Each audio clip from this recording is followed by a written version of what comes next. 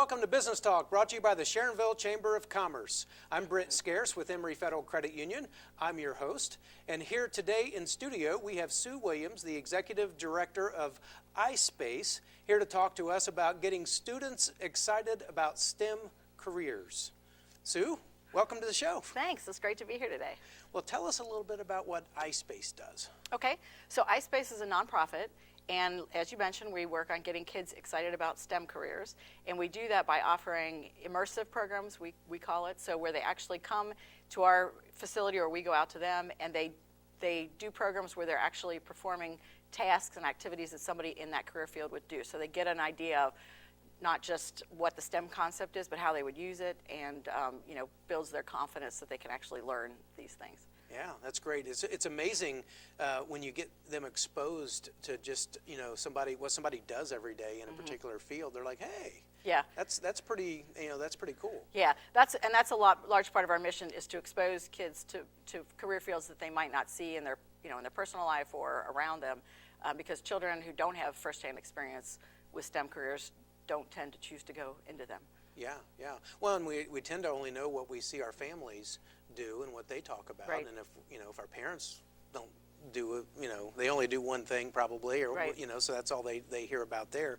Yep. So are there camps involved with this? Yeah, so we run summer camps all summer. We have 8 weeks of camps. They're day long, so they run 9 to 2, and then we have an after camp program that enables parents to pick up at 5, so it runs from 2 to 5. It's a range of camps, and we have programs all the way from kindergarten up to high school. Wow, so the whole range of yep, ages. Whole range of ages and whole range of camps. So we do robotics and programming camps, but we also offer a chemistry camp where they'll be doing a bunch of lab experiments. We offer a forensic fun where Farmer Bob is missing and they have to use some CSI techniques to figure out what happened.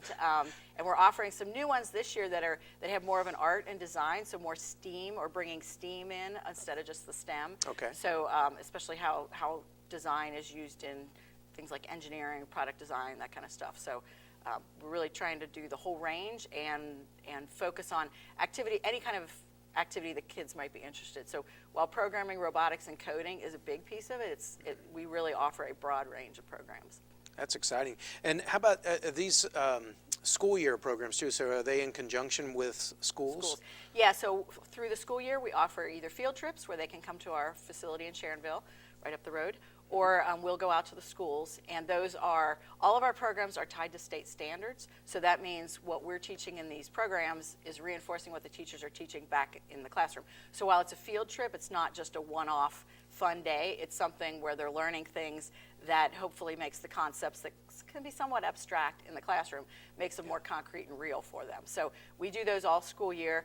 The other thing we offer during the school year is teacher professional development. So I learned this when I took this job, is that elementary school teachers are trained to be teachers, but they're not necessarily trained to be science teachers or math teachers. And so what we do is offer programs that help them be better math and science teachers, and in particular bring more of a hands-on experiential aspect to it rather than just kind of lecture and talking to the kids. So hopefully that makes the teachers able to make these concepts a little bit more real for the kids. Yeah, that's awesome. I can remember, being a student, and I much more preferred being able to go and actually do something. Yeah. Reading in a book or having, someone teach up there that, okay, this is how this works. But when you can go and actually, maybe go to a factory or go to some sort of, institution that, that's making something and they can actually participate, that's great. And you always remember that. Right. Kids remember it. It makes a huge difference. And it also gives them confidence that they can do it. So as you're probably aware, part of the reason our mission is to get kids interested in STEM careers is because there's such a gap for companies trying to find qualified resources. Can't find them. Right, and it's that students are not choosing to go on and to get further education. So it's not just about providing programs post high school, it's about keeping them interested through elementary and high school, because there's studies that show that by the 5th grade, about a third of the kids are not interested in STEM. And by high school, when seniors in high school, only 17% of them are planning to go on to some sort of STEM field. And that's because they've decided it's boring, it's, how am I ever going to use this? I can remember my sons doing their homework going, Mom, I'm never going to use this. And I was an electrical engineer by training, so I could see how they were going to use some of the stuff, but it's hard to make those abstract concepts fit in the real world. So a lot of kids are opting out. So while these are good paying jobs and there's a good number of them available, it's just not something that kids are thinking that's interesting or that they would actually be capable of doing. So that's really what we're about, is showing them that it can be interesting, it can be exciting, you can do it, and that there's a real world value and a real world job you can do as a result of these skills. Right, and there's such a shortage of people. I mean, you can come out of a training program and pretty much walk right into a really high-paying job. Right. One of the things I spent a lot of time at Princeton High School, and the superintendent, Tom Burton, they are definitely having more of a focus now on helping to get kids into certificate programs and other type of careers. I mean, in addition to helping kids, go into college and so forth, but there's a whole demographic that sometimes that's not the path for them, but some sort of a trade is perfect. Yeah, and that's what we're finding too. In a lot of cases, people think STEM means a 4-year degree, and that's not for everybody. So part of our work is also helping to educate parents and teachers about what are the other options that are open to kids. Because as you say, there's a lot of opportunity, and it's not, while a 4-year degree could be great, and that could be exactly what is a fit for a student, that's not the only option to get a very well-paying job, a very challenging and rewarding career. Right. Now, does your program focus a lot on a particular demographic of child? We serve any school or student in the greater Cincinnati area, so we go as far as, we've done classes in Indiana, we've worked in Kentucky, so we don't have a specific group there, but we do have a couple areas I'd say we do try to target, and one is low-income students. Okay. So as you mentioned, a lot of schools are starting to have programs for STEM, or maybe they've got a makerspace. But those things are very costly, and buying equipment, having staff that can come up with the programs.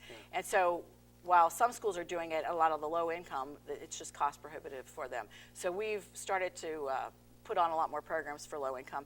One program we're running is called our 150 classes. Okay. So what we're doing is raising money through foundation grants to have 150 classes be able to come to our programs for very low cost to them. So same program as always, but basically it's significantly cheaper. So that's one thing we're doing with low income, and we're finding it's been very well received. This school year we've already provided or scheduled 150 classes, so we're very excited about that. Wow.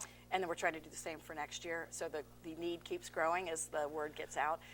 And we get comments from the teachers how excited they are that there are regular programs at a lower cost. So it's not a low-cost program. And in a lot of cases, when something's low cost, it means low quality. Yeah. And that's not the case with us. So we're continuing to look for new schools. And the other program we're running is for our camperships. Okay. We're running a campaign that's starting now called 50 Kids to Camp, where we're trying to raise money to have 50 kids come to camps for no cost to them. So that's definitely a demographic that we're trying to serve more of. That's great. I mean, I've heard stories of kids that live in inner cities that many times have never been to any kind of a camp. They've never been to the woods. They've never been. Right. They've never done any of the kind of stuff that you would do, at a camp. Yeah. And what a fantastic experience to give them. Yeah. So we're very excited about that program.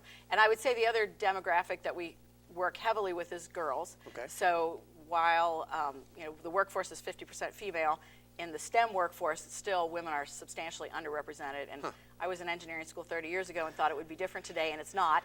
Wow. It's still significantly fewer women, and in a lot of cases, they're the only young woman in the class.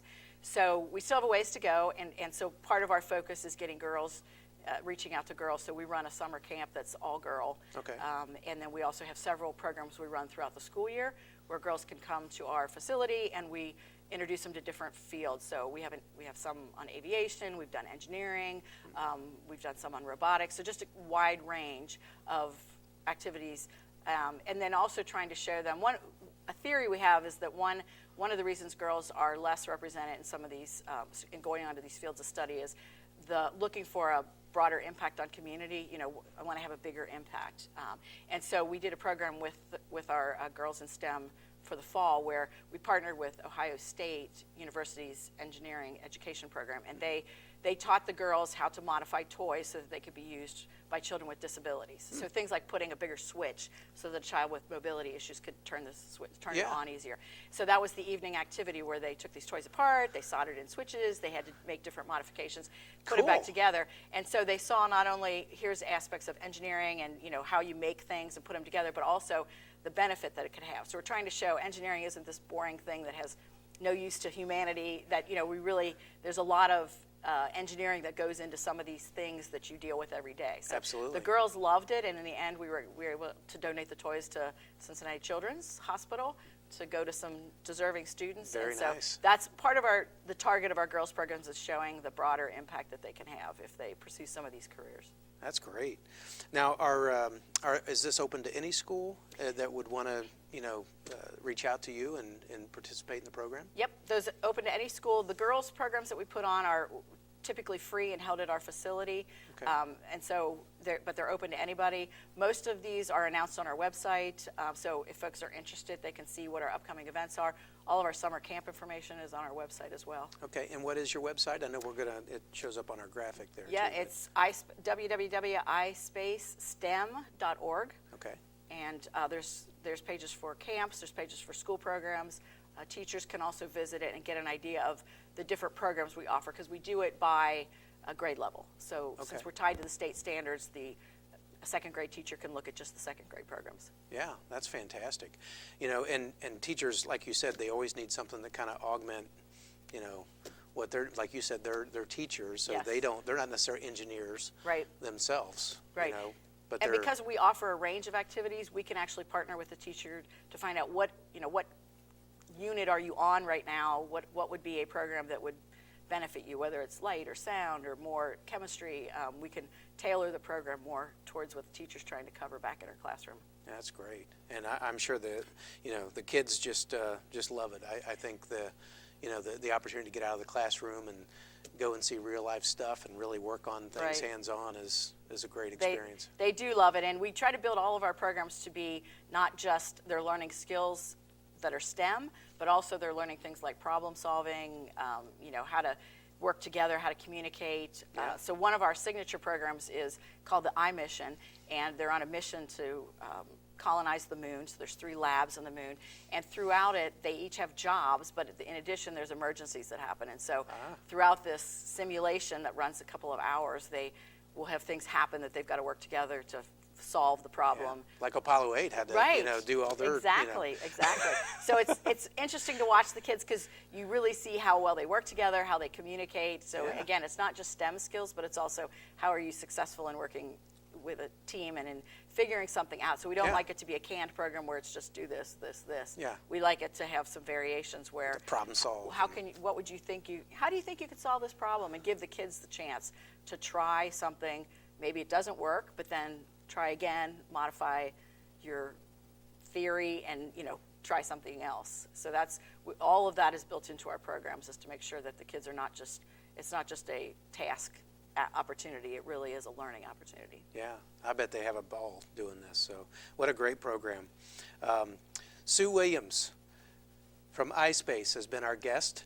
She's been talking to us about how we can get students excited about STEM careers. Excellent program.